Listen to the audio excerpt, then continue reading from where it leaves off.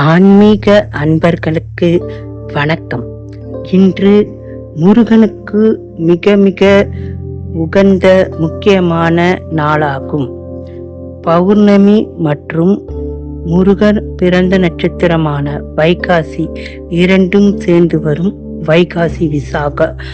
இந்த நாளில் முருகனை வேண்டி அதிகாலையில் எழுந்து குளித்து முருகனின் ஓம் சரவண பவாய நமக என்ற இந்த மந்திரத்தை 108 முறை பாராயணம் செய்து முருகனுக்கு பஞ்சாமிர்தம், சர்க்கரை பொங்கல் போன்றவைகளை நைவேத்தியம் செய்து சிவப்பு மலர்களால் அர்ச்சனை செய்து வேல் போட்ட கோலத்தை பூஜை அறையில் போட்டு முருகனை வணங்க வேண்டும்.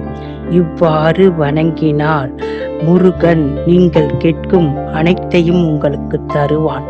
ஏதாவது ஒரு கோயிலுக்கு சென்று 6 தீபங்களை முருகனுக்கு ஏற்றி வழிபட்டால் நீங்கள் கேட்ட அனைத்தும் கிடைக்கும் என்பது உறுதி.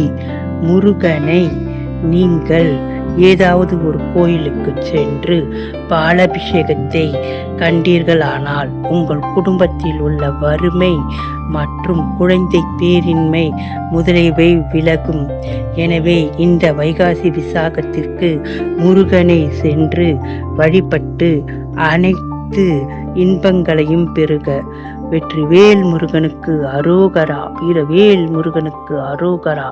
கந்தசஷ்டி பாராயணம் செய்து திருச்செந்தூர், பழமுதிர்ச்சோலை, வடபழனி, பழனி முருகனை தரிசனம் செய்யுங்கள். இது முருகன் அருளை பெற வேண்டுகிறேன். இது போன்ற ஆன்மீக தகவல்களை அறிய ஆன்மீக குரு சேனலை சப்ஸ்கிரைப் செய்யுங்க. நன்றி அன்பர்களே.